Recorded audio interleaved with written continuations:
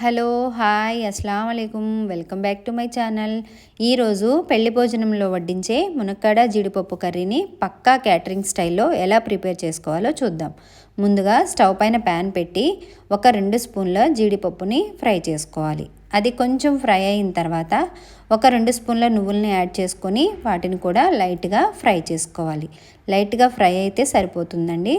ఇవి కొంచెం ఫ్రై అయిన తర్వాత ఒక 2 స్పూన్లు కొబ్బరి తురుమును కూడా యాడ్ చేసుకొని ఫ్రై చేసుకోవాలి. ఇది కొంచెం ఫ్రై అయిన తర్వాత ఒక మీడియం సైజ్ ఆనియన్ని కట్ చేసుకొని వాటిని కూడా యాడ్ చేసుకొని ఫ్రై చేసుకోవాలి. ఆనియన్ కొద్దిగా సాఫ్ట్గా అయితే సరిపోతుందండి. కొంచెం ఫ్రై అయిన తర్వాత స్టవ్ ఆఫ్ చేసేసుకోవాలి.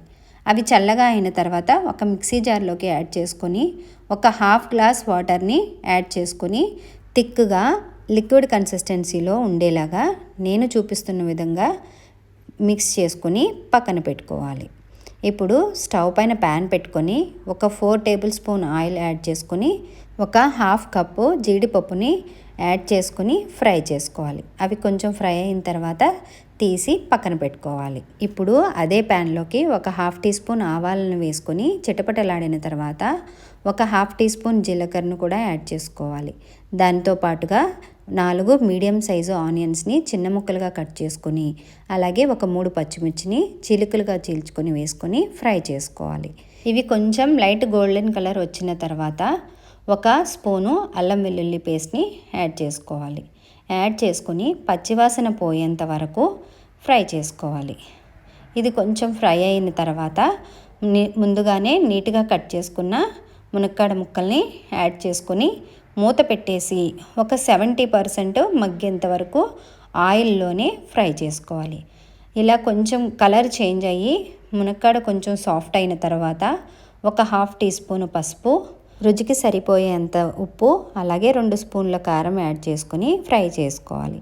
ఇది కొంచెం ఫ్రై అయిన తర్వాత 1 టీ స్పూను ధనియా పౌడర్, 1 టీ స్పూను జీరా పౌడర్ని యాడ్ చేసుకోవాలి. ఇవి కొంచెం ఫ్రై అయిన తర్వాత చిన్నగా కట్ చేసుకున్న 2 మీడియం సైజు టొమాటో ముక్కలను కూడా యాడ్ చేసుకొని ఫ్రై చేసుకోవాలి.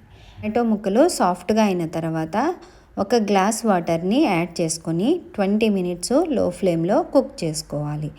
మునక్కాడ కనుక లేతదైతే ఒక 15 మినిట్స్ కుక్ చేసుకుంటే సరిపోతుంది. అదే కొంచెం ముదురుగా ఉంటే ఒక 20 మినిట్స్ లో ఫ్లేమ్లో కుక్ చేసుకోవాలి. 20 మినిట్స్ తర్వాత ఆయిల్ అనేది పైకి వస్తుందండి. చూడండి, ఈ విధంగా ఆయిల్ పైకి వస్తే సరిపోతుంది. ఇప్పుడు మనం ముందుగానే పేస్ట్ చేసుకున్న జీడిపప్పు, కొబ్బరి, నువ్వులు, ఆనియన్ పేస్ట్ని యాడ్ చేసుకొని మిక్స్ చేసుకోవాలి. ఇప్పుడు ఈ పేస్ట్ మన మునక్కాడ ముక్కలకి బాగా పట్టేలాగా ఉండడం కోసం ఒక హాఫ్ గ్లాస్ వాటర్ని యాడ్ చేసుకొని ఒకసారి మిక్స్ చేసుకొని 1 స్పూను గరం మసాలాను కూడా యాడ్ చేసుకోవాలి. యాడ్ చేసుకొని ఒకసారి మిక్స్ చేసుకొని మనం ముందుగానే ఫ్రై చేసి పెట్టుకున్న జీడిపప్పులను కూడా ఇందులోకి యాడ్ చేసుకోవాలి. యాడ్ చేసుకొని ఒకసారి మిక్స్ చేసుకొని మూత పెట్టేసి లో ఫ్లేమ్లో ఒక 10 మినిట్స్ లో ఫ్లేమ్లో కుక్ చేసుకోవాలి. ఒక 10 మినిట్స్ తర్వాత సన్నగా చాప్ చేసుకున్న కొత్తిమీరను కూడా యాడ్ చేసుకొని ఇంకొక 5 నిమిషాలు మూత పెట్టేసి లో ఫ్లేమ్లో కుక్ చేసుకోవాలి. ఇలా కుక్ చేసుకోవడం వల్ల ములక్కాడ అలాగే జీడిపప్పు కూడా మసాలా బాగా పట్టి లోపలి వరకు ఉడికి చాలా యమ్మీగా, చాలా జ్యూసీగా పక్కా క్యాటరింగ్ స్టైల్లో వస్తుంది. చూడండి, మన ఈ గ్రేవీ అనేది కొంచెం థిక్గా ఫామ్ అయింది. అంతేనండి, స్టవ్ ఆఫ్ చేసేసుకోవాలి. చూడండి, పక్కా క్యాటరింగ్ స్టైల్లో మునక్కాడ జీడిపప్పు కర్రీ రెడీ అయిపోయింది. ఫ్రెండ్స్ అండ్ ఫ్యామిలీతో షేర్ చేసుకోండి. ఈ నా వీడియో మీకు నచ్చిందని అనుకుంటున్నాను. నా వీడియోని లైక్ చేయండి, ఇంకా షేర్ చేయండి. ఇంకా నా ఛానల్ని సబ్స్క్రైబ్ చేసుకొని వారు సబ్స్క్రైబ్ చేసుకోండి. సపోర్ట్ చేయండి. మీ సపోర్ట్ నాకెంతో important. Thank you. Allah Hafeez.